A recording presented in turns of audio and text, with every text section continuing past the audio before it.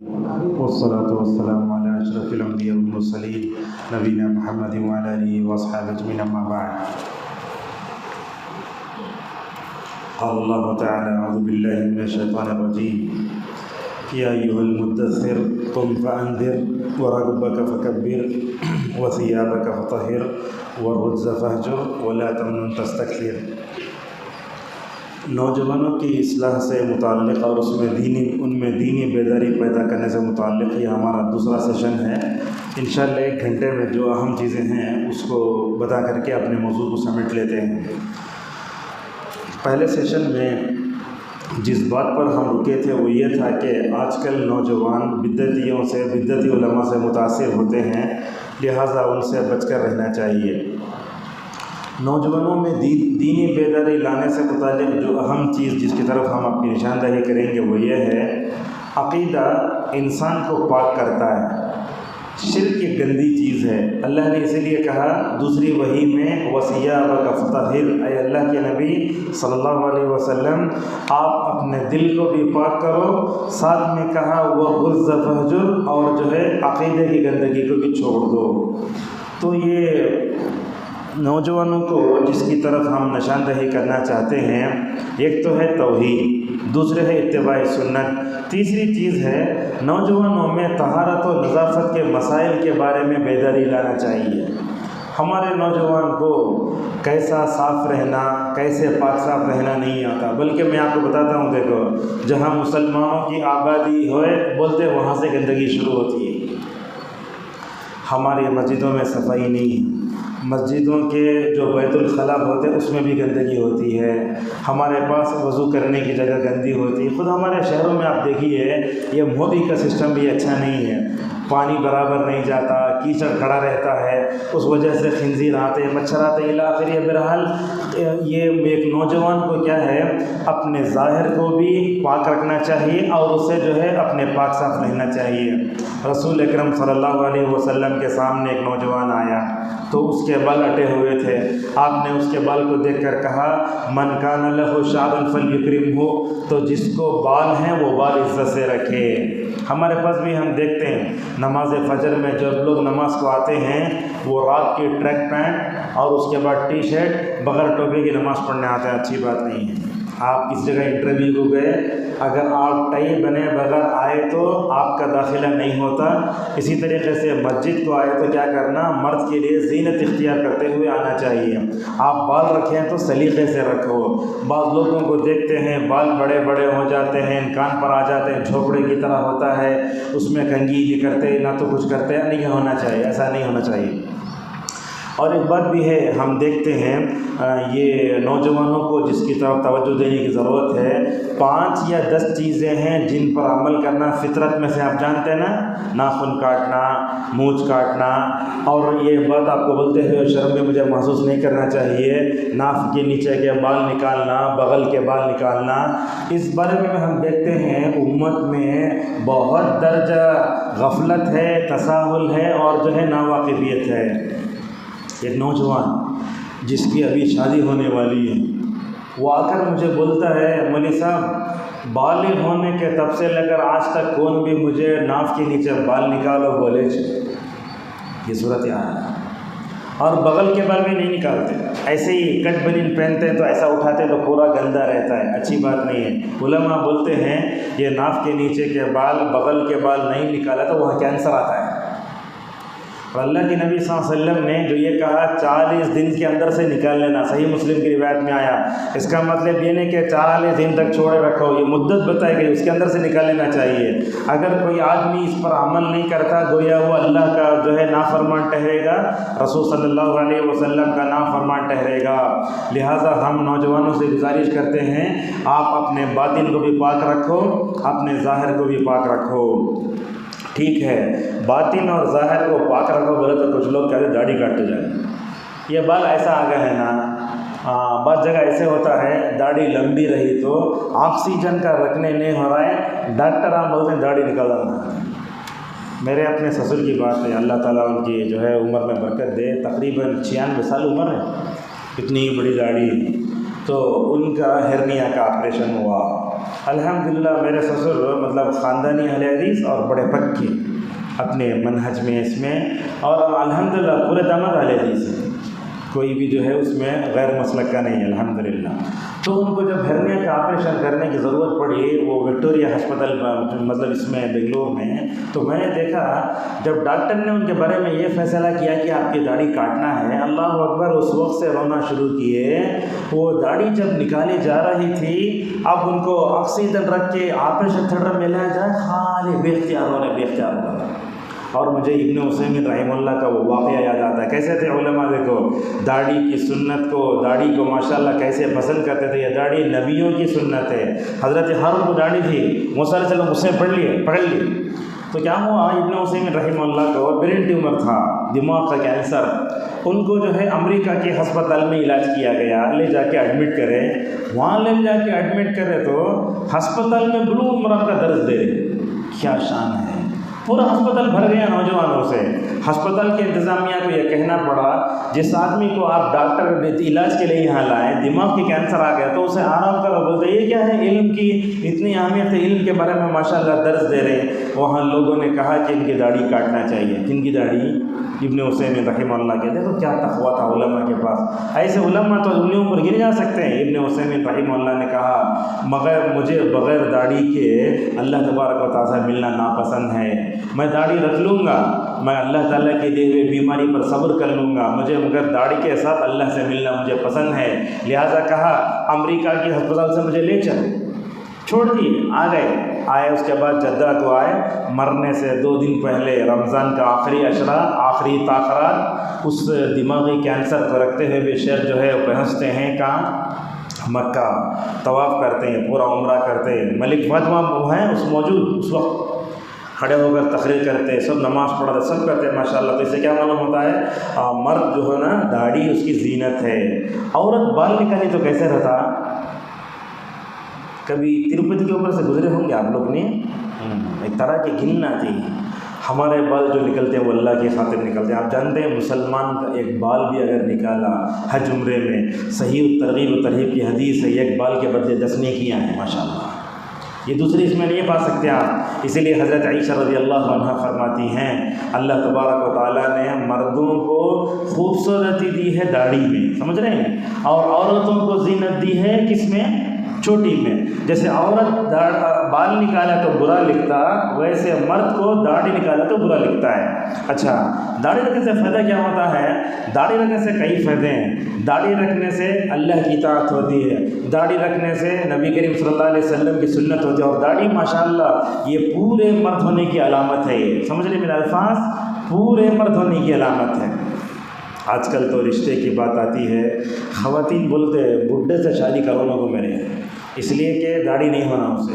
اور آج ہمارے کتنے ایسے علماء، ایسے کتنے لوگ ہیں داڑھی بڑی ہی رہتی، بولے سر بھی نہیں رہتی آتی سو، بڈھے کے شکل دکھ رہے ہیں، داڑھی نکالنے کا جاؤ اپنے مطلب بیوی کو راضی کرنے، رب کو ناراض کرنے میں داڑھی بھی کاٹتا ہے۔ تو لہٰذا اس طریقے سے ہمارے نوجوانوں سے گزارش ہے داڑھی رکھو۔ اب بولیں کہ داڑھی کا کیا فائدہ ہوتا، داڑھی رکھ کر جھوٹ نہیں بولنا نا، لوگ کیا کہ بولتے بہرحال یاد رکھو، بعض لوگ بولتے پورا تقویٰ داڑھی میں سے کیا نہیں۔ جامعہ کے استاد مولانا اختر حسین عمری مدنی رحمہ اللہ ہمیشہ کہا کرتے تھے پورا تقویٰ داڑھی میں نہیں ہوتا، اور یہ داڑھی دل میں تقویٰ ہونے کی علامت ہے۔ جو بندہ داڑھی رکھتا ہے اس کے دل میں تقویٰ ہے، لہٰذا آپ جو ہے داڑھی رکھیں، اور داڑھی رکھنا فرض ہے، سنت نہیں ہے۔ اللہ کے نبی صلی اللہ علیہ وسلم نے کہا داڑھی بڑھاؤ، داڑھی چھوڑو، مونچھ کو پس کرو، ہمارے پاس نہیں ہوتا، ہمیں ویرپن کے مچھا رکھتے ہیں بڑے بڑے، پولیس والوں کو دیکھے ہوں گے یہاں جو ہے کٹ لیتے ہیں، کیا کہتے ہیں مونچھ ہو، اصل داڑھی کا حصہ ہو، اس میں داڑیاں ملا لیتے ہیں، لہٰذا داڑھی رکھو اور داڑھی پر آنچ آنے نہ دو۔ اب دیکھو میں آپ کی بات بتا ہوں، میرے اپنے بھانجے ہیں، 2 بھانجے ہیں، ایک کا نام ہے ضیاء، دوسرے کا نام عاصم، اتنے بڑے ہونے کے باوجود بھی انٹرویو دیتے، مطلب جو ہے امریکہ کی کمپنی میں کام کرتے، باہر جا کام کرتے، ان کو ان کا بس داڑھی نکالو، نہیں داڑھی نکالنا مجھے نہیں ہوتا۔ لہٰذا اگر میں سمجھتا ہوں شریعت پر عمل کرنا ہے تو اللہ تعالیٰ راستے ہموار کرتا ہے، اگر آپ عمل کرنا نہیں چاہتے ہیں تو غلط ہے۔ اس طریقے سے طہارت و نظافت کے مسائل میں ایک مسئلہ آتا ہے نوجوانوں کے بالوں کا۔ حجام کی دکان میں داخل ہوتے ہی وہاں سر کے علامتیں رکھی رکھیں، کوسا ہونا بولو، 500 روپے لے کر 3 گھنٹے وہ کھیتی کو برابر کرتے رہتا حجام. کتنے مرتبہ یہاں 10 نمبر، وہاں 2 نمبر، وہاں 8 نمبر، قضا پتہ نہیں کیا کیا ہے. سر کے بال کیسے کیسے رکھتے ہیں لوگ، فلموں کے بال ویسے بال. اور یہ بات یاد رکھو، یہ بال رکھنا، بار بار کنگھی کرتے رہنا، اگر یہ چیز آپ کو نماز میں لیٹ کرتی ہے تو اسلاف اس سے منع کرتے ہیں. مثال دیتا ہوں، عمر ابن عبدالعزیز رحمہ اللہ بہت بڑے عالم تھے، بہت بڑے تابعی ہیں.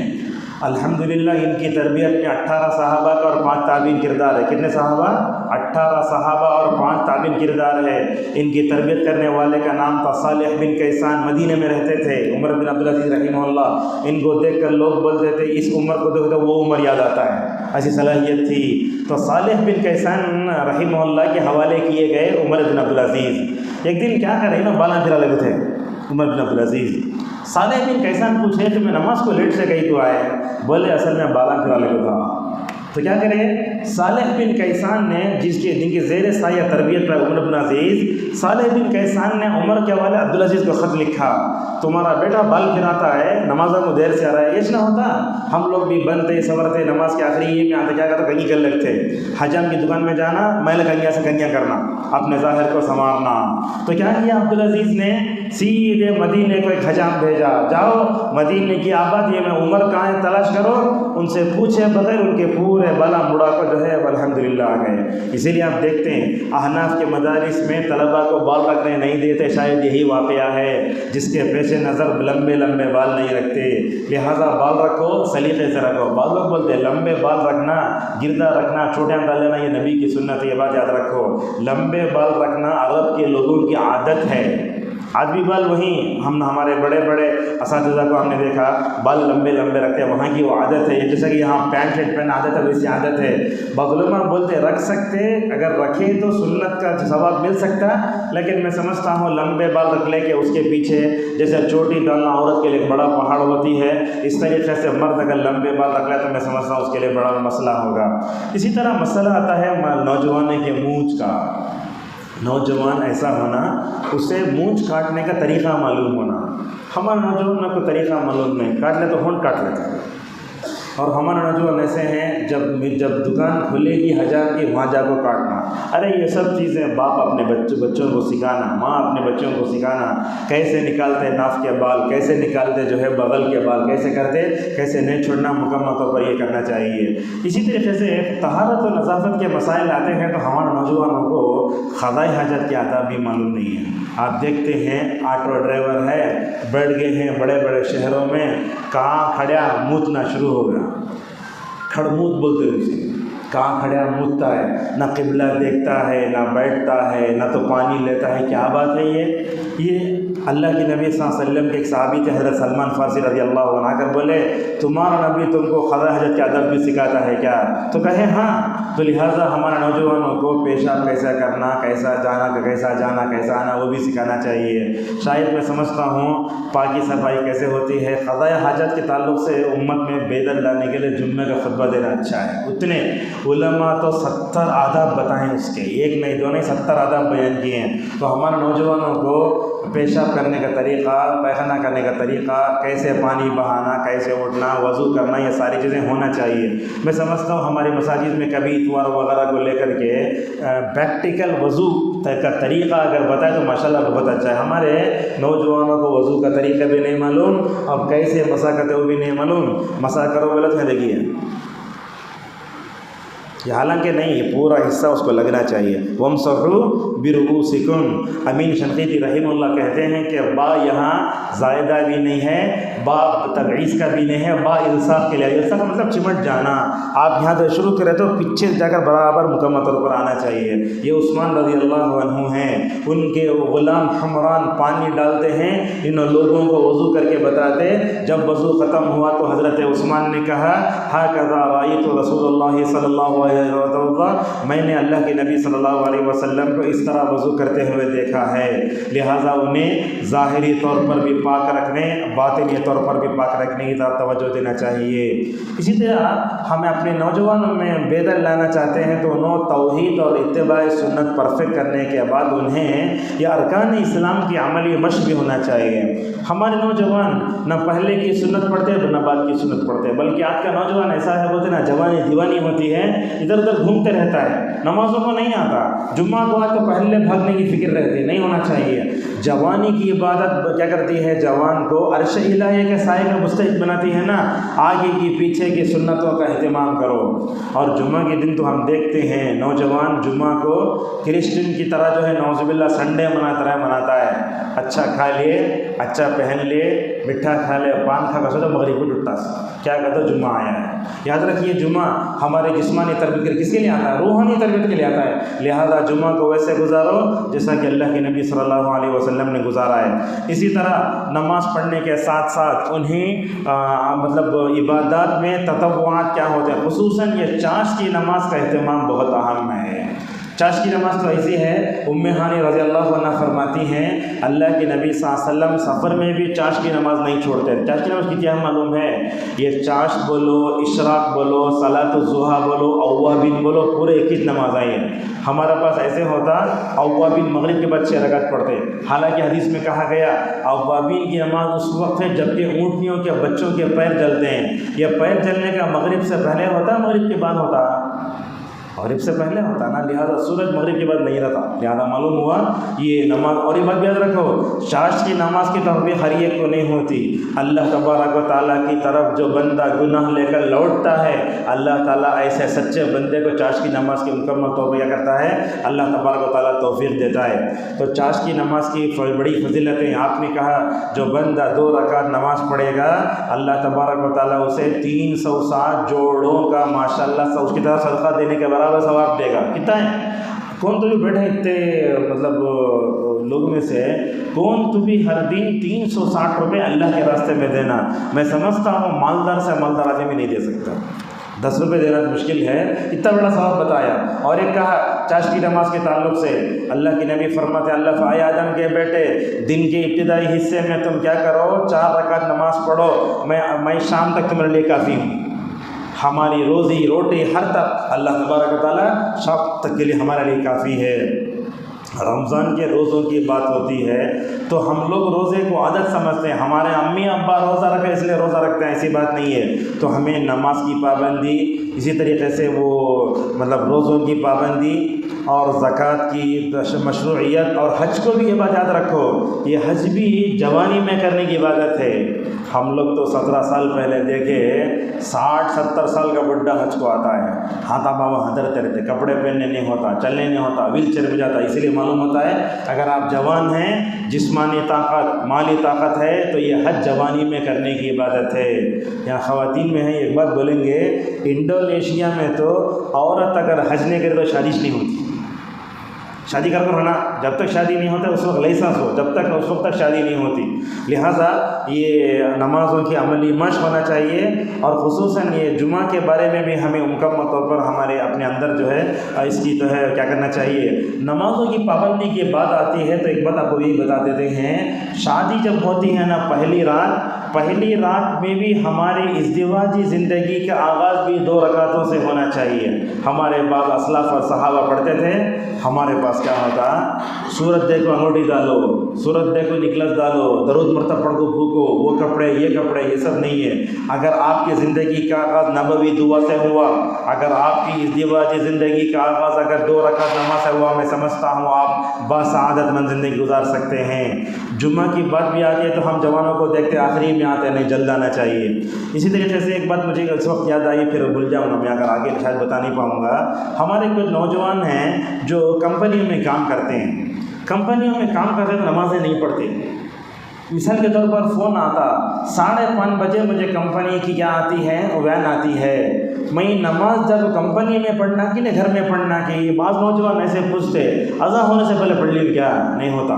لہٰذا یہ بات یاد رکھو، آپ ایسی کمپنی میں کام تلاش کرو جہاں نمازیں ماشاءاللہ آسانی سے ملتی ہوں، اللہ سے دعا کرو. اگر ایسی کمپنی ملتی ہے جہاں تکلیف ہے وہ چھوڑ دو، ایسے نہ ہونا چاہیے. اگر آپ مثال کے طور پر 5 بجے نکلتے ہیں، نماز ہو رہی ہے تو کیا کرو، وہ حالت وضو سے نکلو، اس کے بعد گاڑی میں نماز پڑھ لو. لیکن با جماعت نماز پڑھنے کی عادت ڈالنا نوجوانوں کے لیے بہت ضروری ہے. نوجوانوں کی زندگی میں دین لانے کے لیے نوجوانوں کو اذکار اور دعاؤں کی پابندی کرنا بھی ضروری ہے. کہاں ہے یار نوجوانوں کو دعائیں یاد، کھانے کی دعا پڑھو نہیں معلوم، کھانے کے بعد کیا دعا پڑھو نہیں معلوم، دعائیں یاد ہی نہیں. اس لیے بولا حسن المسلم جو کتاب ہے وہ کتاب اپنے دامن سے باندھ کر رکھو، دعائیں یاد کرو. ہر ایک کی دعا کرنے سے ماشاءاللہ اللہ تبارک و تعالیٰ اس کی زندگی میں برکت دیتا ہے. ایک مومن اور کافر کی زندگی میں اسی دعا سے برکت آتی ہے. تو اسی لیے میں آپ کو ایک واقعہ سناتا ہوں. اب عبدالرزاق البدر حفظہ اللہ کا یہ واقعہ میں نے بہت مرتبہ سنایا، ہو سکتا ہے آپ کے لیے نیا ہو اس لیے سنا دیتا ہوں. کہتے ہیں عبدالرزاق البدر حفظہ اللہ، میں ایک دن اپنے والد اور دادا کے ساتھ رمضان کے آخری عشرے میں اپنے گھر سے نکل کر میں حرم نبوی کو جا رہا تھا. سمجھ رہے ہیں آپ کہاں جا رہا تھا؟ مسجد نبوی صلی اللہ علیہ وسلم. دیکھتے ہیں ایک جگہ سے گزرے، ایک کار کھلی کھڑی ہے، 4 دروازے کھلے ہیں. نعوذ باللہ، مدینہ، رمضان، تاخراتیں، کتنی عظمتیں جمع ہو گئیں. مگر دیکھتا ہوں کہ کوئی نوجوان کار کے چاروں دروازے کھلے رکھ کر گانے چلا رہے ہیں. ہم رہتے تو کیا کرتے ہیں، دلیل درا رہے نا چھوڑو جان دے، انہوں جہنم کو گئے ہمیں سیدھا جنت کو چلے جاتے. ویسے نہیں تھے. عبدالرزاق البدر حفظہ اللہ کی خوبی میں نے دیکھا، وہ سامنے والے کو جب تک نہیں سدھارتے اس کا پیچھا نہیں چھوڑتے. یہ جذبہ بھی ہمارے اندر ہونا چاہیے. بولے شیخ کا جذبہ کیسے معلوم؟ علم سے سدھارنا، محبت سے سدھارنا، پیار سے سمجھانا. بگڑے ہوئے نوجوانوں کو ہمیں بددعا کر ڈالے، ہمارے سے دور کر ڈالے تو وہ سدھرتے نہیں. تو کیا کرے شیخ؟ اپنی گاڑی سے اتر گئے، جا کے بولے ادھر آؤ. پورے آئے. اب شیخ کا جلالی چہرہ دیکھو کیسا ہے. اللہ اکبر. بہت میں سمجھتا ہوں ایسے علماء، ربانی علماء بہت کم ہیں. میں سمجھتا ہوں یہ ملت اسلامیہ کا بڑا بہترین سرمایہ ہے عبدالرزاق البدر. جیسے ہمارے پاس کارڈیولوجی کا ڈاکٹر رہتا ہے نا، ویسا روحانی ڈاکٹر ہے یہ. ہیلتھ مطلب کیا ہے، ہارٹ اسپیشلسٹ ہیں. روحانی بیماری کیسے آتی، یہ گناہوں سے چھٹکارا کیسے حاصل کرنا. بولے تو اس دور میں اگر کوئی عبدالرزاق البدر حفظہ اللہ کو نہیں پڑھا تو انہیں جو ہے سلفی منہج نہیں اپنا سکتا تزکیہ نفس کا. شیخ جا کر بولے افسوس ہوتا ہے تم لوگوں پہ، مدینے میں رہ کر تاخراتوں میں گانے چلاتے نا، جاؤ بند کرو جاؤ.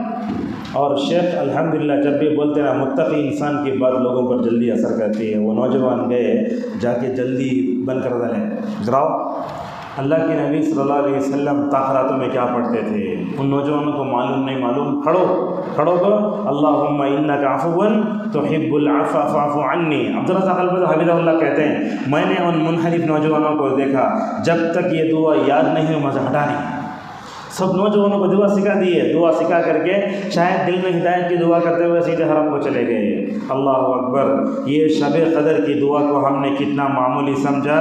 شب قدر کی اس دعا نے ماشاءاللہ ایک نوجوان کی زندگی کو بدل کے رکھ دیا. بولتے ہیں شیخ عبدالرزاق البدر حفظہ اللہ، میں کئی سالوں کے بعد یہ تجربہ دیکھو اس دعا نے زندگی کیسے بدلی وہ منحرف نوجوان کی، مطلب راہ راست سے ہٹے ہوئے نوجوان کی. تقریباً کئی سال بعد میں سعودی عرب کے کسی علاقے میں درس دینے جاتا ہوں. تو درس دینے سے پہلے میں نماز پڑھتے بیٹھا ہوں، انتظار میں ایک نوجوان آتا ہے، داڑھی اتنی بڑی ہے، عالم کی طرح اوڑے ہوئے ہے. آ کر پوچھتا شیخ آپ مجھے پہچانتے؟ شیخ کے ماشاءاللہ ہمارے شاگرداں سو ہزاروں میں ہیں، ان کی شاگرداں لاکھوں میں رہیں گے. تو شیخ نے کہا میں نہیں جانتا ہوں. اس نوجوان نے کہا یہ تو ٹرننگ پوائنٹ ہے ہمارے قصے میں. نوجوان نے کہا شیخ جس رات میں ہم کار میں گانے چلا رہے تھے نا ان میں سے ایک ہوں میں. اور وہ کہنے لگا اللہم انک عفو، جو دعا آپ نے سکھائی اس دعا نے میری زندگی بدل دی. آج میں عالم دین ہوں، اس مسجد کا امام ہوں۔ لہٰذا اس واقعے سے کیا معلوم ہوتا ہے؟ واقعے سے معلوم ہوتا ہے کہ نوجوانوں کو ہم دعا سکھائیں، دعائیں سے کتنی دعا سکھائیں؟ اللہ کے نبی صلی اللہ علیہ وسلم میں دعا زیادہ پڑھتے تھے، ربنا آتنا فی الدنیا حسنۃ وفی الآخرۃ حسنۃ وقنا عذاب النار۔ اللہ کے نبی صلی اللہ علیہ وسلم 40 چیزوں سے پناہ مانگتے تھے۔ لہٰذا مسنون دعائیں یاد کریں، دعاؤں کا اہتمام کریں، غیر مسنون دعاؤں سے ہم اپنے نوجوانوں کو دور رکھیں۔ دعا پڑھتے لوگ دعا پڑھتے اللہم انت السلام حینا ربنا بالسلام وادخلنا الجنۃ دار السلام تبارک یا ذا الجلال والاکرام۔ کیا ہے وہ دعا؟ اللہم انت السلام ومنک السلام تبارک جو دعا ہے۔ لہٰذا مسنون جو دعائیں وہ دعائیں پڑھو، دعا کے الفاظ کو نہ بدلو۔ الحمدللہ آج بھی امت میں ایسے نیک نوجوان ہیں، نماز کے بعد دعا یاد نہیں رہتی، اپنے موبائل میں حصن مسلم کھول لیتے، دعائیں پڑھتے ہیں۔ یہ کافر مسلم زندگی میں یہی دعا کیا کرتی ہے؟ مکمل طور پر کام کرتی ہے۔ اس وقت مجھے نوجوانوں کو نصیحت یہ بھی کرنا ہے، شام میں کسی کمپنی میں کام کرتا نوجوان کیسے رہتے ہیں؟ رستے میں سو کو آتے، اتنا کام کرتے رہتے 8 گھنٹے 10 گھنٹے، وہ ٹی ٹی آتے بھی اٹھتا نہیں، کنڈکٹر آتے بھی اٹھتا نہیں، آرام سے بلکہ سے اگر دگا ہونے کے سوتے رہتے آرام سے۔ یہ بات یاد رکھو، جب بندہ دن بھر کام کرتا ہے نا، اگر آپ اس حدیث کو آپ سے ہی عمل کر لو، انشاءاللہ آپ جو ہے اس پر عمل کریں گے۔ کیا ہے؟ روایت ہے حضرت فاطمہ رضی اللہ تعالیٰ عنہ، جانتے ہیں نا رسول اکرم صلی اللہ علیہ وسلم کی سب سے چھوٹی چہیتی مبارک بیٹی ہیں، پانی اٹھا کے گھٹے پڑے، پرانی خواہش کیا کرتی تھیں؟ واشنگ مشین نے تو کپڑے سے گھٹے پڑے دیتے اس میں، اللہ اکبر، اور اس طریقے سے اور کیا کرتی؟ چکی پیستی۔ اور ہوتا کیا، ایک شوہر جب اپنی بیوی کو کام کرتے ہوئے دیکھا تو اس کے دل میں ذرا رحم آنا چاہیے۔ آج کل رحم نہیں کر، مرتو بولتے ہمارے مرد بنے، اور ایسا نہیں، غلط ہے نا یہ۔ اللہ کی نبی تو عورتوں کا ساتھ کام آتے تھے۔ حضرت علی رضی اللہ عنہ کو اپنی بیوی حضرت فاطمہ پر رحم آیا، کہنے لگی علی فاطمہ ایسا ہے تو پانی اٹھاتے چکی پیستے تمہارے ہاتھ میں گھٹے پڑ گئے ہیں، ذرا جا کر اللہ کے آپ کے تمہارے ابا جان صلی اللہ علیہ وسلم کے پاس نوکر ہیں، خادم ہیں، نوکر جا کر لے کر آؤ۔ حضرت فاطمہ گئی، اللہ کے نبی خود امت کے مسائل میں جو ہے کیا تھے، امت کے مسائل کرنے میں مصروف تھے، فاطمہ دے کر واپس ہو گئی۔ اور اللہ کے نبی فاطمہ سے اتنی محبت کرتے، مسند احمد کی روایت میں آتا ہے اللہ کے نبی اگر جنگ سے واپس آتے، اپنی بیویوں کے پاس جانے سے پہلے بیٹی کے ساتھ ملنے کے بعد ہی اپنی بیوی کے پاس جاتے تھے۔ تو اللہ کے نبی گئے، جاتے کیا کرتے؟ فاطمہ رضی اللہ عنہ کے پیشانی پر بوسہ دیتے، چادر بچھاتی، تکیہ رکھتے، اللہ کے نبی اس پر آرام کرتے۔ تو فاطمہ سے پوچھا بیٹی کس کام سے آنا ہوا تھا؟ تو حضرت فاطمہ رضی اللہ عنہ نے کہا یا رسول اللہ ہاتھ میں گھٹے پڑ گئے پانی اٹھا کر کے، اور چکی پیستے ہاتھ میں گھٹے پڑ گئے ہیں۔ اگر آج کا کوئی آدمی ہوتا تو کیا کرتا؟ سسر داماد کو گلے دیتا، کیا ہے جی میری بیٹی کو تمہیں کام بولے سمجھ گئے کیا؟ اللہ کے نبی ویسے نہیں تھے۔ اللہ کے نبی کو خوشی ہوئی، شوہر کی خدمت کر کے اگر بیٹی جنت میں جاتی ہے تو سسر دیکھ کر خوش ہوتا ہے۔ آپ صلی اللہ علیہ وسلم نے ان کو بلا کر کیا کہا دیکھو، انہوں نے کیا پوچھا؟ نوکر پوچھا، خادم پوچھا، نوکر جا کر پوچھے۔ اللہ کے نبی صلی اللہ علیہ وسلم نے حضرت علی اور فاطمہ رضی اللہ عنہ کو بلایا، بلا کر بولے، سامنے بیٹھے، بولے فاطمہ اور علی اس بات کو یاد رکھو، سوتے وقت اللہ اکبر سبحانہ الحمدللہ 30 مرتبہ پڑھو۔ یہ تسبیح ہمارے معاشرے میں تسبیح فاطمہ کے نام سے مشہور ہے۔ سوتے وقت پڑھتے آپ لوگ نہیں؟ ہاں پڑھتے۔ یہاں صبح کو کیسا ہے، اللہ کی نبی سے جا کر خادم مانگ رہے ہیں، نوکر چاکر مانگ رہے ہیں، مگر اللہ کے نبی صلی اللہ علیہ وسلم ان کو بول رہے ہیں سوتے وقت کیا پڑھو؟ تسبیحات پڑھو۔ دونوں میں کوئی تعلق ہے؟ دونوں میں کوئی تعلق نہیں۔ اللہ جزا خیر دے ابن تیمیہ کو، جو لوگ اپنی زندگی میں ذکر کا مزہ چکے، ذکر کے آثار دیکھے، ذکر کے ذریعے جنہوں نے اپنی روحانی تربیت کی، اس علامہ ابن تیمیہ رحمہ اللہ بھی ہیں، وہ کہتے ہیں اللہ اکبر، وہ کہتے ہیں اصل میں بات یہ ہے نوکر چاکر خادم پوچھے تو اللہ کے نبی نے تسبیحات پڑھنے کا حکم دیا، اس میں 2 حکمتیں ہیں۔ پہلی حکمت تو یہ ہے دن بھر کام کر کے جو تھکان ہوتی ہے اللہ کا ذکر اس کو دور کرتا ہے۔ دوسری بات یہ ہے انرجی جو ویسٹ ہوتی ہے نا دن بھر کام کر کے، بندہ جب اللہ کا ذکر کرتا ہے تو روحانی طاقت حاصل ہوتی ہے۔ اللہ کی قسم جس کے ہاتھ میں ہم سب کی جان ہے، آج رات کو سوتے ہوئے وہ تسبیح پڑھو، مگر تسبیح پر پورا یقین ہونا، اللہ کے نبی صلی اللہ علیہ وسلم کی حدیث کا پر عمل کرتے ہوئے پورا یقین ہونا چاہیے۔ اگر آپ یقین سے پڑھو ماشاءاللہ تھکان دور ہوگی، نئی طاقت ملے گی، اور جا کر اپنے گھر میں اپنے گھر والوں کو یہ بولو، دن بھر ہماری خواتین اللہ کو خیر دے. دن بھر کام کرتی رہتی ہیں, 10 مردوں کا کام کرتی ہیں ہماری خواتین گھروں میں. لہٰذا جب سونے سے پہلے تسبیح فاطمہ کا اہتمام کرنے سے میں سمجھتا ہوں انشاءاللہ تھکان بھی دور ہوگی اور روحانی تربیت بھی مکمل طور پر حاصل ہوگی. ہمارے نوجوانوں میں بیداری پیدا کرنے کا اور ایک چیز ہے ان کے اندر ادب پیدا کرنا. آج کا نوجوان سوشل میڈیا میں پڑھ کے چلر ہو گیا ہے. ان کی کمر بھی ذرا وقت میں نہیں ٹھہرتی, ان کا دماغ بھی نہیں ٹھہرتا. خالی ہیڈ فون میں گانا لگا لے کے خالی سب کو یہ چال ہے, خالی ناچنا نچانا, پوری دنیا کو نچا دلا ہے. نہ تو سنجیدگی ہے بلکہ تو ایسے ہوتا ہے علماء تقریر کر کے تو علماء تقریر کر کے ہوتے تو عام ہوا میں ہستی. آج ایسا حال ہے. سوشل میڈیا نے ہمیں چلر بنا دیا ہے, ادب کا پورا مکمل طور پر جو کیا ہے خاتمہ کر دیا ہے. لہٰذا اپنے نوجوانوں میں اللہ کا ادب پیدا کرو. اللہ کا ادب کیا مطلب؟ اللہ کا ادب کا مطلب یہ ہے اللہ پر ایمان لاؤ. مسجد میں آؤ تو خاموش رہو, مسجد میں آئے تو کوئی ویڈیو مت دیکھو. ہمارے لوگ ہوتے ہیں مسجد کے پیچھے حصے میں جا کے شارٹس دیکھ لو بیٹھتے ہیں, یہ مسجد کی تعظیم کے خلاف ہے. میں پوچھتا ہوں اگر کسی پی ایم کے سامنے بیٹھتا آپ ایسا بیٹھیں گے؟ اللہ کے سامنے کیسا بیٹھنا؟ اللہ کا ذکر کرتے ہیں. نماز کے بعد جو حالت ہوتی نا, ہم دیکھتے نماز کے بعد لوگ پہل لے جیب سے فون اٹھاتے السلام علیکم السلام علیکم, ادھر ادھر سے باتیں کرتے. چندے والا آتا پوری نورانی محفل کا خاتمہ دیتا. نہیں, جمعہ کی نماز کے بعد ہی نہیں, ہر نماز کے بعد بھانج بیٹھو, ادب سے بیٹھو. آپ اللہ کے سامنے بیٹھیں, نورانی مخلوق آپ کے حق میں دعا کرتے اے اللہ اس کی مغفرت کر دے, اے اللہ تیرے بندے پر رحم کر. کب تک؟ جب تک آپ بات نہیں کرتے. لہٰذا نمازوں کا ادب کرو, اللہ کا ادب کرو, اللہ کی تعظیم اپنے اندر پیدا کرو. اور عبادت یاد رکھو نوجوانوں, عبادت میں یہ 3 ارکان جب تک نہیں ہوتے ہمیں عبادت کا مزہ نہیں آئے گا. وہ کیا کیا ہیں؟ سب سے پہلے اپنے دل میں اللہ کی محبت پیدا کرو. جب تک اپنے دل میں ہم اپنے اللہ کی محبت پیدا نہیں کریں گے, نہ سجدوں میں مزہ آئے گا, نہ دعا میں لذت ہوگی, نہ ہم لذت بندگی حاصل کر سکیں گے. دوسری چیز ہے ہمیں اللہ تعالیٰ کی عبادت کرتے ہوئے ہمیں اللہ سے امید بھی ہونا چاہیے, جو کام میں کر رہا ہوں اس کا ثواب ملے گا. تیسرا یہ ہے کہ اس کا خوف بھی ہونا چاہیے. ابن تیمیہ رحمہ اللہ کہتے ہیں من عبد اللہ بالحب والخوف والرجاء فهو مؤمن موحد. جو آدمی عبادت کرتے ہوئے اللہ سے محبت بھی کرتا ہے, ڈرتا بھی ہے اور اللہ سے ثواب کی امید بھی ہے, یہی حقیقت میں مومن ہے. نوجوانوں میں رسول صلی اللہ علیہ وسلم کا ادب بھی پیدا کرنا چاہیے. ادب کے نام پر آج ہم دیکھتے ہیں بریلوی طبقے میں نعوذ باللہ گستاخیاں شروع ہوتی ہیں. اللہ کے نبی بولے وہ اذان کے بعد درود پڑھو, ہماری مسجدوں کی میناروں سے اذان آتی ہیں, اذان سے پہلے صلاۃ و سلام علیک یا حبیبی یا رسول اللہ. ہمارے نوجوان سنت میں گرے ہوئے ہیں, رسول اللہ کا ادب بھی نہیں جانتے. کون تو بھی رسول اللہ کی خلاف ورزی اصلاح کر دیا, بولتے ہیں سرتن سے جدا, بلکہ مطلب کیا ہے احتجاج کر کے روڈوں پہ آ جاتے. نہیں ہیں, رسول صلی اللہ علیہ وسلم کا ادب کرو, آپ کی ہر حدیث پر عمل کرو اور آپ یہ جانو جیسے رسول اکرم صلی اللہ علیہ وسلم زندگی کے ہر موڑ پر ماشاءاللہ ساری انسان کی رحمت العالمین تھے. آپ صلی اللہ علیہ وسلم نوجوانوں کے لیے بھی بڑے رحیم المشفق تھے. اسی طریقے سے لوگوں کا ادب بھی ہونا چاہیے, خصوصاً علماء کا ادب کرو. آپ کے مسجد کے امام کا کیا کرو, عزت کرو, ذرا دیر آئے تو برداشت کرو. کبھی ایسے ہوتا ہے کسی موضوع پر خطبہ دے تو بولتے ہیں مولوی صاحب منجر دے کو بولے سکا ہے, ویسی غلط بات ہے. تو اپنے علماء کا ادب کرو, علماء کی عزت کرو, علماء کی مکمل طور پر جو ہے کیا لو ان سے علم حاصل کرو.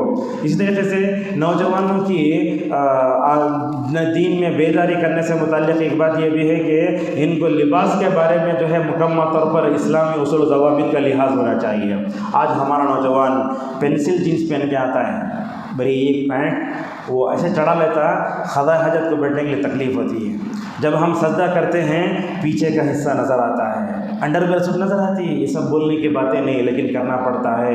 لہٰذا آپ کا لباس کیسے ہونا جسے اللہ نے بتایا, جیسے رسول اکرم صلی اللہ علیہ وسلم نے بتایا. پینٹ خریدنے گئے, ٹخنے کے اوپر خریدو, اتنا بڑا موڑ لگے رہے. تو ہمارے نوجوان ایسے ہیں, شادی میں سب رہا تو پینٹ جھاڑتے رہتی, شو پہن لیتے, بوٹا شو پہن لیتے, کہاں ہے ٹخنے کے نیچے, کہاں ہے اوپر ہی نہیں. اور ہمارے پاس سلفیوں میں کچھ گمراہ جماعتیں ہیں تمل ناڈو میں, انہوں ٹخنے کے نیچے رکھے تو بھی کیا بھی نہیں, گناہ نہیں ہوتا. ابو بکر نیچے پہنے نا, ارے ابو بکر کی کمر ایسی تھی کتنا اڑاتے بھی نیچے آ جاتی تھی, ویسی تھی ان کی کمر, ڈھیلی تھی. لہٰذا ابو بکر کا ایمان پیدا نہیں ہوتا, مگر ٹخنے کے نیچے پہننے کے لیے ابو بکر فیل سے استعمال کرتے ہیں. لہٰذا نوجوانوں کو ٹخنے کے اوپر کپڑے پہننا چاہیے. ایسے ایسے کلر کے ہم وہ ٹی شرٹ پہن کر آتے ہیں, پیچھے لکھا ہے جیو ایئرٹیل, اس کے بعد کوئی بھی عرب میں کمپنی میں کام کرتے ہیں وہ سب پہن کے آتے نہیں ہونا چاہیے. لہٰذا یلو ٹریک پینٹ لال ٹی شرٹ پہن کے آتے نہیں ہونا چاہیے. سنجیدہ لباس پہنو, ٹخنے کے اوپر پہنو, اور عورتوں سے مشابہت ہے نا وہ مت پہنو. آج کل کیا ہو رہا ہے, لباس کے بارے میں ہم نے نبوی ضابطے کو الٹ دیا ہے. مردوں کا لباس لمبے سے لمبا ہوتا جا رہا ہے, عورتوں کا لباس کیا ہو رہا ہے, شارٹ سے شارٹ ہوتا جا رہا ہے. کبھی کبھی تو ٹی شرٹ اور جینس پینٹ پہنے ہوئے لوگوں کو غور سے دیکھنا پڑتا ہے مرد ہے کہ یا عورت ہے. لہٰذا لباس پہنو. لباس میں آزادی کا مطلب یہ نہیں کہ ہم شریعت کی خلاف ورزی کرتے ہوئے ہم جو کچھ پہنے, مردوں کا لباس پہنے عورتوں کا لباس نہ پہنے. آپ صلی اللہ علیہ وسلم نے ان مردوں پر لعنت فرمائی ہے جو عورتوں کا لباس پہنتے ہیں. اور ہمارے نوجوانوں کو بھی, عورتوں کو بھی کپڑے خریدنے گئے تو فلم کا نام بول کر, سیریل کا نام بول کر, گانے کا نام بول کر وہ جگہ شوٹنگ ہوئی نا وہ پینٹ ہونا مجھے. اور ہم اپنے ظاہر پر صرف کرنے کے لیے پینٹ لمبی لمبی لے لیتے, چھوٹی چھوٹی ٹی شرٹ لیتے, ایسا ہاتھ اٹھائے تو وہ پورا نظر آتا. لہٰذا نماز کو آتے ہوئے ذرا بن ٹھن کے آؤ. اور بغیر ٹوپی کے میں سمجھتا ہوں ماشاء اللہ یہ اہل حدیث مسجد ہونے کے باوجود بھی 90% لوگ ٹوپی پہنے ہوئے ہیں. بہت اچھی بات ہے یہ. لیکن جو لوگ ٹوپی نہیں پہنے ان سے ہماری گزارش ہے کہ ٹوپی کے بغیر نماز پڑھنے کو عادت مت بناؤ.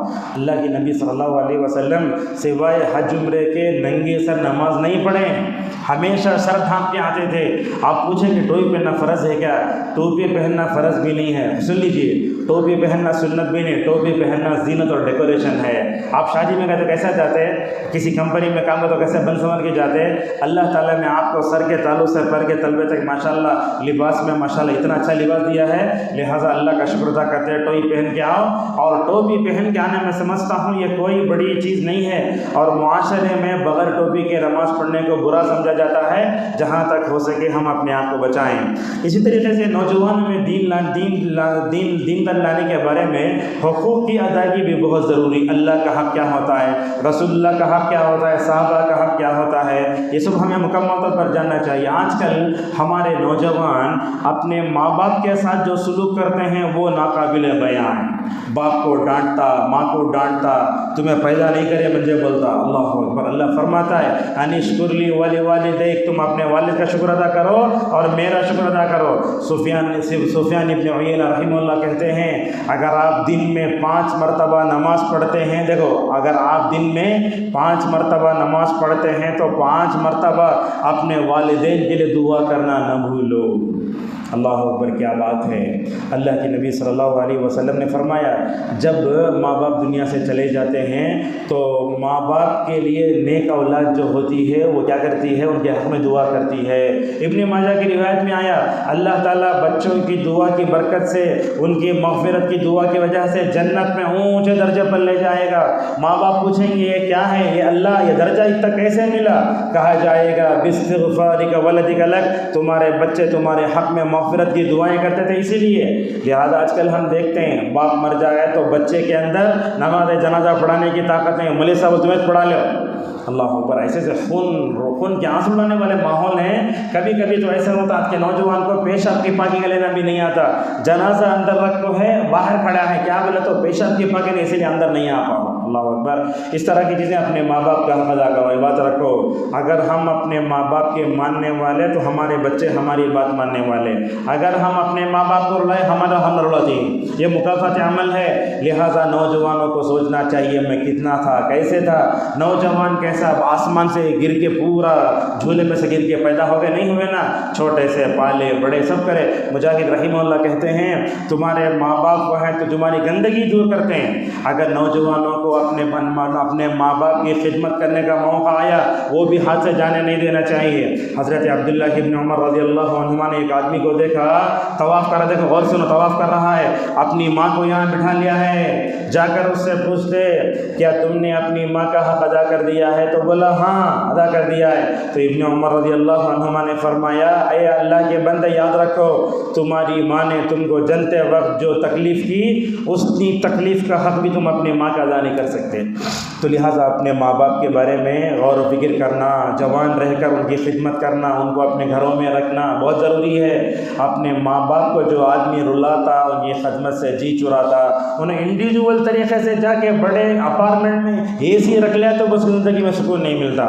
لہٰذا آج کے نوجوانوں کو اللہ کا حق ادا کرنا، رسول اللہ کا حق ادا کرنا، صحابہ کا حق ادا کرنا، اپنے ماں باپ کا حق ادا کرنا۔ آج کے کچھ نوجوان ایسے ہوتے ہیں جو اپنے بیوی کی بات سننے کے ماں باپ سے لڑتے رہتے ہیں۔ ارے آپ کے ماں باپ اصل ہیں نا۔ بیوی شادی کرنے کا مطلب نہیں کہ انسان بیوی کا ہو کر رہ جائے، بلکہ آنے والے لڑکے کا کردار یہ ہونا چاہیے کہ وہ شوہر کو اس کے ماں باپ سے جوڑ کر رکھے، اپنے ماں باپ سے جوڑ کر رکھے۔ حقوق کی بات آتی ہے تو میں آپ کو بتاتا ہوں، شادی ہوتی ہے، شادی ہونے کے بعد کیا ہوتا ہے، ہمارے گھروں میں خلا طلاق کے واقعات بہت ہو رہے ہیں۔ مرد کیا کرتا، اپنے بچوں کو دجال کی طرف کھینچتا ہے، ماں کیا کہتی ہے، اپنے بچوں کو ننیال کی طرف کھینچتی ہے۔ وہ کیا ہے، رسا کشی۔ ایسا نہیں ہونا چاہیے۔ کیا ہونا، دونوں طرف جاؤ، دونوں خاندانوں کو آپس میں ملاؤ اور دونوں کو محبت سے مکمل طور پر ملا رکھو۔ اسی طریقے سے ہمیں ایک بات یہ بھی ہے، نوجوانوں کی دینی بیداری لانے میں ان کی دوستی کا بہت بڑا کردار ہے۔ آج کل ہماری جو دوستی ہیں وہ کیا ہے، سن لیجیے، دوستی کیا ہے، 1.5 کلومیٹر جا کر اچھی چائے پی کو آنا، شاورما کھانے جانا، حلیم کھانے جانا، حیدرآبادی بسکٹا ہونا، اپنے بیوی بچوں کو چھوڑ کر کے وہ دھاڑے میں جا کے کھا کے آتے ہیں۔ دیکھو یہ بات یاد رکھو، اسلاف بولتے اپنے بیوی بچوں کو جا کر چھوڑ دے کے اپنے دوستوں کے ساتھ بڑے بڑے ڈھابے میں جا کے یہ کھانا شرافت اور مروت کے خلاف ہے۔ حیدرآباد میں ایک صاحب ہے، میں جن کو جانتا ہوں، نام لینا نہیں چاہتا، اور جب بھی وہ ہمیں ہوٹل لے جاتے ہیں تو ہم نے ان کے اندر ایک اچھی چیز دیکھی، جب بھی کھانا کھا لیتے، اگر ہم مندی کھائے، گھر میں امی کو فون کر کے، بیوی کو فون کر کے بولتے ہمیں یہاں مندی کھا رہے امی، انشاءاللہ اسی ہوٹل کی مندی میں پارسل لے کے آ جاتا ہے۔ یہ اخلاق کہاں گئے؟ ہم اپنے بچوں کو دال مچر کھلاتے ہیں، ہمیں جا کے اکیلے جو چکن جا کے کھا تو اچھی بات نہیں ہے، وہ سوپ پی رہی، یہ سوپ پی رہی، اچھی بات نہیں، یہ سب جو ہے مروت اور شرافت کے خلاف ہے۔ لہٰذا دوستی ہماری ایسی، ایک کچ میچز میں بیڑی دور سگریٹ سے جانا، یعنی تو پان پرا کھا کے تھوکنا، ومل کھانا، ایسی دوستیاں ہیں ہماری۔ ایسی کہیں دوستی ہے کیا؟ اگر ہمارا دوست بے نمازی ہم ان کو لے کر آئیں، کیا کوئی دوست اس میں ایسا ہے باہر سے علماء آئے تو ان کو پکڑ کر کھینچ کر لے آئے؟ یاد رکھو، یہ نیک دوستی دنیا میں بھی کام آتی، یہ نیک دوستی ماشاءاللہ قبر میں بھی کام آتی۔ اگر آپ مر گئے، اگر آپ کا دوست نیک ہے، آپ کی مغفرت کے لیے، رفع درجات کے لیے دعا کرے گا۔ احادیث میں بتایا گیا، کیا بتایا گیا، ایک دوست رہے گا جنت میں، اس کا اور ایک دوست جہنم میں ہے، بولے گا اے اللہ میرا فنا دوست دنیا میں تھا، نظر نہیں آ رہا ہے، جہنم میں ہے، وہ بولے گا اے اللہ تو مجھے جنت سے نکال، میں جا کے لے کے آتا ہوں۔ اللہ اکبر، وہ نکلے گا، جا کے اللہ تعالیٰ سے بحث کرے گا، اور اللہ تعالیٰ سے بحث کر کے سفارش کر کے اپنے جو ہے نیک آدمی کو، اس دوست کو لے کر آئے گا۔ لہٰذا دوستی اچھے لوگوں سے کرو، جیسا کہ فرمایا لا تصاحب الا مومنا، نیک لوگوں سے دوستی کرو، علماء سے دوستی کرو، جو لوگ نیک ہوتے ہیں ان سے دوستی کرو۔ اور ایک بات بھی ہے، وہ کیا ہے، گمراہ فرقے اور ان کی باطل افکار و نظریات سے مکمل طور پر اپنے آپ کو بچاؤ۔ آج کل ہم سلفی نوجوانوں کو دیکھتے ہیں، کبھی داعش کے مطلب گمراہی میں آ جاتے، کبھی نعوذ باللہ خوارج کی اس میں آ جاتے، کبھی انکار حدیث کے اس میں آ جاتے۔ وہ پاکستان کا ایک ہے مرزا، اس انجینئر مرزا کالٹ بننے والا، اس کی ویڈیو تو لوگ اتنا دیکھتے، اللہ جس کی حفاظت کرے، شاید اس کے مطلب گمراہی سے بچ سکتا ہے۔ یہ تو ہمارے دین پر ڈاکہ ڈالتا ہے، صحابہ کے خلاف بولتا ہے، اس کی ویڈیو سنتے ہمارے نوجوان۔ لہذا گمراہ فرقوں کی گمراہی کے بارے میں رسول اکرم صلی اللہ علیہ وسلم نے کیا فرمایا، کہا میری امت 70% فرقوں میں بٹے گی۔ آج بٹی ہے نا، بٹی ہے، لیکن یہ بات بنیادی طور پر بڑی ذمہ داری سے بول رہا ہوں، حنفیہ، شافعیہ، مالکیہ، حنابلہ، یہ چار جو مطلب کیا ہے، یہ فقہی مدرسے ہیں، وہ گمراہ فرقوں میں نہیں آتے۔ سمجھ گئے آپ لوگ؟ 70% فرقوں میں یہ 4 فرقے نہیں آتے۔ ہم اٹھا کے نعوذ باللہ 70% گمراہ فرقوں کی بات کرتے ہیں، ہمیں حنفیہ شافعیہ سے ملا لیتے ہیں۔ اگر آپ حنفیہ کو 70% فرقوں میں مانتے ہیں، نعوذ باللہ ایسے ہوگا امام ابو حنیفہ جہنم میں ہوں گے۔ اگر شافعیہ فرقے کو آپ نے اس میں شمار کیا تو نعوذ باللہ غلط ہوگا۔ یہ بات یاد رکھو، 70% فرقوں کی بات نبی کریم صلی اللہ علیہ وسلم نے جو بتائی وہ فقہی اختلافات کی نہیں ہے، عقیدے کے اختلافات کی ہے، اس میں عقیدے کا اختلاف بہت ہے، اس میں شیعہ ہیں، جہمیہ ہیں، خوارج ہیں، بہت ہیں، لہٰذا ہم سب کو یہ دعا بہت پڑھتے رہنا چاہیے، وَاهْدِنِي لِمَا اخْتُلِفَ فِيهِ مِنَ الْحَقِّ بِإِذْنِكَ وَإِنَّكَ تَهْدِي مَن تَشَاءُ إِلَىٰ صِرَاطٍ مُّسْتَقِيمٍ۔ ان 70 پر 3 فرقوں میں سے 70 پر 2 فرقے جہنم میں جاتے، ایک فرقہ جنت میں جاتا۔ وہ فرقہ کون؟ کیا وہ اہل الحدیث ہیں؟ یا الحمدللہ انشاءاللہ اہل الحدیث ہیں، مگر سمجھا مطلب ذمہ داری یہ ہے ہم قرآن کو فہم صحابہ کی روشنی میں سمجھیں، احادیث کو فہم صحابہ کی روشنی میں سمجھیں، اور جو ہے کبھی بھی جماعت جو نجات پانے والی جماعت کے اوصاف اللہ کے نبی صلی اللہ علیہ وسلم نے جو بتایا مکمل طور پر اسی پر جڑے رہیں۔ اور ایک بات بھی ہے، ہمارے نوجوانوں کی اصلاح کے لیے ان کی دینی مجالس میں حاضری ضروری ہے۔ شادی کو جاتے، شادی سے پہلے 1 گھنٹہ بکواس کرنا، شادی کے بعد 2 گھنٹے بیٹھ کو خالی بکواس، کوئی فائدہ نہیں، مومن ویسا نہیں ہوتا، اس کی زندگی قیمتی ہے۔ والذین هم عن اللغو معرضون، مومن کیا ہوتا ہے؟ بیکار باتوں سے دور رہتا ہے، لہٰذا اسے غلط مجلسیں جہاں ہوتی ہیں وہاں بیٹھنا نہیں چاہیے، جہاں غیبت ہوتی ہے، جہاں اللہ کا مذاق ہوتا ہے، جہاں انکار حدیث کا فتنہ ہوا نہیں جانا چاہیے۔ دیکھو حضرت عمر رضی اللہ عنہ کیا بولتے ہیں، لوگوں جب تم اپنے گھر سے نکلتے ہو تمہارے سر پر جو ہے تہامہ پہاڑ جیسے گناہ ہوتے ہیں۔ ان مجلسوں کو آپ معمولی نہ سمجھو، کل سے لے کر آج تک علماء کی تقریریں ہوئی، کسی بھی معلم کی تقریر کا ایک جملہ ماشاءاللہ آپ کی زندگی میں انقلاب لانے کا ذریعہ بن سکتا ہے۔ کیا کہتے ہیں عمر رضی اللہ عنہ، جب تم اپنے گھر سے نکلتے ہو تمہارے جو ہے پیٹھ پر جو ہے تہامہ پہاڑ جیسے گناہ ہیں، الحمدللہ جب تم کسی خیر کی مجلس میں بیٹھتے ہو وہاں سے چلے جاتے ہو ماشاءاللہ سارے گناہ جھڑ جاتے ہیں۔ لہٰذا آپ کو بتاتا ہوں، دیکھو عربی علماء میں ایک عالم تھے امین شنقیطی رحمہ اللہ، بہت بڑے عالم دین تھے، موریتانیہ افریقہ کے، انہوں ہر دن جو ہے درس دیتے تھے، ان کے درس میں ایک آدمی بیٹھتے تھے، انہوں جو ہے انجینئر کمپیوٹر تھے، وہ اصل میں ان کا نام ہے عطیہ سالم رحمہ اللہ، شام کے، ان کو مسجد نبوی میں کمپیوٹر کا جو سیکشن ہے اس کی اصلاح کے لیے بلایا گیا تھا۔ جب وہ آئے امین شنقیطی کی رحمہ اللہ کی مجلسوں میں بیٹھ کر ماشاءاللہ عالم بن گئے۔ ایک دن امین شنقیطی رحمہ اللہ درس دینے کے لیے نہیں آئے، لوگوں نے کیا کیا، عطیہ سالم کو ماشاءاللہ ان کی جگہ اٹھا کر بٹھا دیا۔ لہٰذا علماء سے جڑ کر رہو، علماء کو آپ بلا جا کے بریانیاں کھلاتے، چائے پلاتے، پیسے دیتے، سب کرتے، مگر عالم کے علم سے فائدہ نہیں اٹھاتے۔ جہاں کہیں بھی عالم ہوتا ہے نا ماشاءاللہ اسے فائدہ اٹھانا چاہیے۔ کل ہی بلاری سے نندیال کو آ رہا تھا، تو ہمارے ایک شاگرد ہیں بلاری کے شکیل عمری حفظہ اللہ، تو ان کے اندر حرص میں نے دیکھی، انہوں نے بولے شیخ آپ کے ساتھ رہنے کی میں یہ کرتا ہوں، ہاں آپ کے ساتھ رہنے کی مجھے تمنا ہے، تو کیا بولے رات میں 12:30 بجے آپ کی بس ہے نا، 11:15 بجے میں آپ گاڑی لاتا ہوں 2 ویلر میں آپ کو کیا کرتا ہوں مطلب چھوڑ دیتا ہوں۔ وہ تقریباً 11:15 بجے اسٹیشن پہ آ گئے، 12:30 تک ٹرین نکلنے تک مطلب بلاری کی ریلوے اسٹیشن میں بیٹھ کر ماشاءاللہ میرے سے فائدہ اٹھاتے رہے۔ ایسے ہی فائدہ ہونا چاہیے، جب بھی علماء ملے، عالم ملا، فائدہ اٹھا لو۔ جیسے آپ کے فون میں جیسے آپ کے ڈاکٹر کا ایک نمبر ہوتا ہے، پولیس کا نمبر رہتا ہے، سب کچھ ایک ایڈوکیٹ کا نمبر رہتا ہے، آپ کو ربانی عالم سے بھی مکمل طور پر جڑ کر رہنا چاہیے۔ اور ایک بات بھی ہے، ہم اپنے نوجوانوں کو ڈاکٹر بناتے، انجینئر بناتے، IPS آفیسر بناتے، اور سب سے بڑھ کر سب سے پہلے ان کو پکا موحد مسلمان بناؤ۔ اور یہ نصیحتیں آپ تمام لوگوں کے لیے، ہماری ہر صبح اس دعا سے خالی نہیں ہونا چاہیے۔ ام سلمہ رضی اللہ عنہ فرماتی ہیں اللہ کے نبی صلی اللہ علیہ وسلم ہمیشہ یہ دعا کرتے، اللہم انی اسألک علما نافعا ورزقا طیبا وعملا متقبلا۔ یہ دعا اللہ کے نبی پڑھتے تھے، حالانکہ اللہ کے نبی کا علم کمال علم تھا، اس کے باوجود بھی جس بندے کی صبح علم نافع سے ہوتی ہے ماشاءاللہ اللہ تبارک و تعالیٰ اسے خوشگوار زندگی دیتا ہے۔ اور ایک بات بھی ہے، ہمارے نوجوانوں کی دینی تربیت میں ایک بات یہ بھی ہے، افراد سازی کا کام بھی ایک عظیم سنت ہے۔ اللہ کے نبی کو صحابہ کو دیکھو، 1 لاکھ صحابہ میں ہر ایک صحابی کے اندر الگ الگ صلاحیت۔ ہمارے نوجوان پڑھے تو پورے انجینئر، پڑھے تو پورے ڈاکٹر، پڑھے تو پورے علماء، نہیں، جیسے افراد سازی نبی کی عظیم سنت ہے، لہٰذا مختلف میدانوں میں مختلف صلاحیتوں کے کام کرنے والے افراد چاہیے۔ ایک آدمی ڈاکٹر بنا، ایک آدمی انجینئر بنا، ایک آدمی عالم بنا، ایک آدمی IPS آفیسر بنا، ایک آدمی ایڈوکیٹ بنا۔ دیکھو دلتوں کو، اللہ اکبر، ہمارے سے اچھا ہے حال ان کا، ہم لوگ تو نعوذ باللہ علم ہے ان سے کم ہیں۔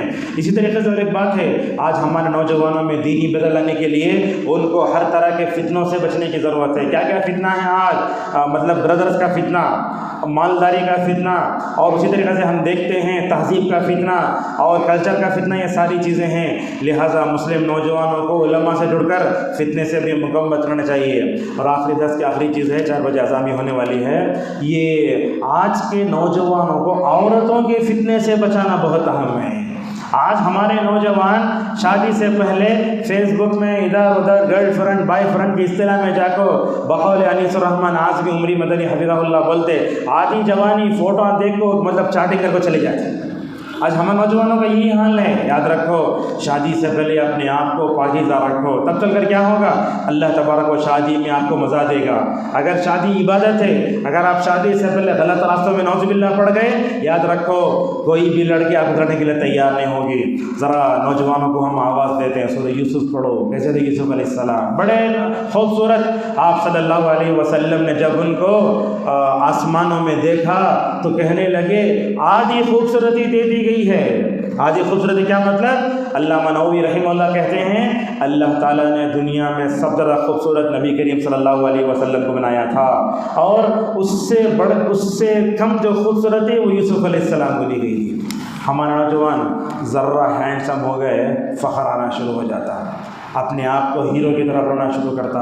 کب تک اس نوجوانی پر فخر کرتے رہو گے؟ یہی نوجوانی اور یہی خوبصورتی مٹی میں ملنے والی ہے نا۔ عین جوانی کے موقع پر جب عزیز مصر کی بیوی دروازہ بند کری اور بولنے لگی ہائیں تلک میں تیار ہوں، حالانکہ یوسف علیہ السلام غیر شادی شدہ تھے، جوانی کی دہلیز پہ تھے، وہ چاہتے تو اس عورت کے چنگل میں پھنس جا سکتے تھے، مگر اللہ تبارک و تعالیٰ نے یوسف علیہ السلام کی حفاظت کیسے فرمائی؟ اللہ سے دعا کرنا ہے اللہ تو یوسف کو جیسے نیک بنا ویسے ہمیں بھی بنا۔ اللہ سے دعا کرو، اے اللہ یوسف کو جیسے تو نے پاک دامن بنایا ویسے ہمیں پاک دامن بنا۔ حضرت یوسف خوبصورت بھی تھے، خوبصورت بھی تھے، اور ہم لوگ کیا کرتے، آئینے کے سامنے کھڑ کر دعا پڑھتے اللہم انت حسنت خلقی فحسن خلقی۔ آئینے کی دعا نہیں ہے یہ، ہمیشہ پڑھو اے اللہ تو نے میری صورت اچھی بنائی، میری سیرت بھی اچھی بنا دے۔ جب وہ عزیز مصر کی بیوی تیار ہوئی، بولے یوسف علیہ السلام کیا کرے، واستبق الباب، دروازہ کھول ڈالے۔ دروازے کھول کے پہلا جملہ ان کی زبان پر آیا معاذ اللہ، اللہ کی پناہ۔ یاد رکھو نوجوانوں، جو بندہ اللہ کی پناہ میں آ جاتا ہے دنیا کی کوئی طاقت اس کو مطلب ہرا نہیں سکتی۔ لہٰذا جب بھی آپ کو کسی عورت کا ڈر ہے، عورت کے فتنے میں کا ڈر ہے، بولو معاذ اللہ، اللہ کی پناہ۔ دوسرا یہ ہے، عبدالرزاق البدر حفظہ اللہ کہتے ہیں اگر ہم اپنے نوجوانوں کو عورتوں کے فتنے سے بچانا چاہتے ہیں، دوسری چیز ہے توحید۔ جس بندے کی عقیدے توحید صحیح، اس کی شرمگاہ بھی صحیح، اس کی نگاہ بھی صحیح، اس کا دماغ بھی صحیح، اس کی نظر بھی صحیح، اور اس کا دل بھی صحیح۔ جو بندہ توحید میں خلل میں پڑا، چلو نعوذ باللہ، اسی لیے دیکھتے ہیں یہ کالجوں میں یونیورسٹیوں میں پڑھنے والے نوجوانوں کا عقیدہ صحیح نہیں ہوتا، ان کے پاس عقیدے کی سلامتی نہیں ہوتی، ان کے پاس کفر ہوتا ہے، ان کے پاس شرک رہتا ہے، ان کے پاس بدعت و خرافات ہوتا ہے، اسی لیے وہ فتنہ ارتداد کا شکار ہو کر اپنے ایمان کا سودا کر کے غیر مسلم لڑکی کے ساتھ بھی نعوذ باللہ شادی کرنے تیار ہو جاتے ہیں اور اپنے بچوں اپنے ماں باپ کو رلاتے ہیں۔ اسی طریقے سے تیسری بات ہے اپنے نوجوانوں کو مطلب عورتوں کی فتنے سے بچانے کے لیے اہم چیز اخلاص۔ جو بندہ اخلاص سے نماز پڑھتا ہے، اخلاص میں رہتا ہے، کوئی جو چیز اس کو یہ نہیں کر سکتی۔ اور چوتھی چیز ہے عورتوں کے فتنے سے اگر ہم نوجوانوں کو بچانا چاہتے ہیں، نوجوانوں کو اپنے نفس سے جہاد کرنا سکھاؤ۔ ہمارا نوجوان پوچھتا ہندوستان میں جہاد نہیں کیا، میں بولتا ہوں یاد رکھو سب سے پہلے تمہیں وہ بچھی ٹولنے کو ستنا، وہ جہاد کر کو اٹھا کو پھینک کو نماز فجر کو آؤ، یہ سب سے بڑا جہاد ہے۔ اور اپنے نفس سے جہاد کرنا یہ سب سے اہم ہے۔ عبد المحسن عباس حفظہ اللہ میرے استاد ہیں، اللہ تعالیٰ ان کی حفاظت کرے، 60 سال زائد ماشاء اللہ حرم میں درس دی، آج بھی الحمدللہ زندہ ہیں، بڑے بہترین عالم ہیں۔ وہ کہتے ہیں حضرات صحابہ کرام کو جنگوں میں کامیابی کیوں ملی؟ ہم بھی تو وہی قرآن پڑھتے ہیں، وہی حدیث پڑھتے ہیں، ان کو اللہ تعالیٰ کی نصرت کیسے مل گئی؟ بڑی اچھی بات کہی۔ وہ اچھی بات کہنے میں کیا ایک بات یہ تھی، بولے جب انہوں اپنے اندر کے دشمن کو مارے، باہر کے دشمنوں پر کامیابی ملی۔ ہمارا نوجوان آج اپنے نفس سے جہاد کرنے میں ناکام ہے، خارجی دشمنوں پر اللہ تبارک و تعالیٰ کیسے ہم سب کو کیا کرے گا، مطلب کامیابی عطا فرمائے گا۔ اسی طریقے سے اور ایک بات بھی ہے، عورتوں کے فتنے سے بچنے کے لیے اللہ تبارک و تعالیٰ سے دعا کرو۔ یوسف کے اخلاق پر قربان جاؤ، کہنے لگے اے اللہ مجھے جیل کی سلاخیں دیکھنا پسند ہے، مگر میں عورتوں کے فتنے سے اپنے آپ کو بچانا چاہتا ہوں۔ اے اللہ اگر تیری توفیق نہ ہو تو میں ان کی طرف مائل ہو جاتا۔ حالانکہ حضرت یوسف کیا ہے بے گناہ تھے، لیکن ایک لمبی مدت حضرت یوسف نے کیوں گزاری جیل میں؟ عورتوں کی فتنے سے اپنے آپ بچانے کے لیے۔ اسی لیے علماء بولتے ہیں وہ نوجوان جو یونیورسٹیوں میں کالجوں میں پڑھتا ہے، اپنے دین و ایمان کی حفاظت کرتا ہے، اپنی عقیدے کی حفاظت کرتا ہے، لڑکیوں کے فتنے میں نہیں پڑتا تو وہ اپنے وقت کا ولی ہے۔ آخری بات ہے آج کے درس کی، عورتوں کی فتنے سے اپنے آپ کو بچانے کے لیے ہم نوجوانوں کو فتنے کی جگہ سے بھاگنا چاہیے۔ وہ دیکھو یوسف علیہ السلام کو دروازے کھولے، ایسا بھاگے، پکڑ کے قمیص کھینچی، پیچھے سے پڑ گئی، بولتے چور کی ممڑی سب سے پہلے سنے ہوں گے لفظ آپ انج کرے ایسا گناہ۔ وہ عزیز مصر کی جو بیوی تھی نا، اس کا شوہر بھی بڑا جاننے والا تھا، بولے شیٹ سامنے سے پھٹکو ہے کہ پیچھے سے پھٹکو ہے دیکھیں گے، پیچھے سے پھٹکو ہے تو گنہگار یوسف پاک دامن، جب دیکھی گئی پیچھے سے پھٹکو ہے، بولے اے بیوی تو گنہگار ہے، یوسف علیہ السلام بے گناہ ہے۔ اور آدمی جب نیک رہتا ہے یاد رکھو سامنے آنے والا بھی ڈرتا ہے۔ کئی دنوں کے بعد 12ویں پارے کے آخری میں آتا، عزیز مصر کی بیوی بولتی ہے میں تجھے اکسائی سو، یوسف